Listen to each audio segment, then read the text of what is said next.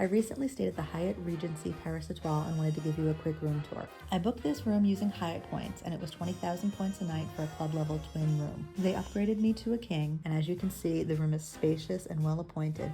But the best part of the room is this view. That's right, it has an Eiffel Tower view. It was amazing to be able to watch the tower lights every evening and the sunrise over the tower every morning from my window. The club lounge also had great tower views. So as you can see, there was a king bed, a bench, a little desk set up, coffee, tea, and the bathroom was well appointed, if a bit oddly laid out, but it was very spacious. Everything was very clean. The robes were quite comfortable. And one of the other fantastic things about this room category was the club lounge access. Club lounge access meant that I could eat breakfast every morning at the hotel and that snacks and drinks were available throughout the day, which was a great money saver, especially when you're trying to book a budget trip to Paris.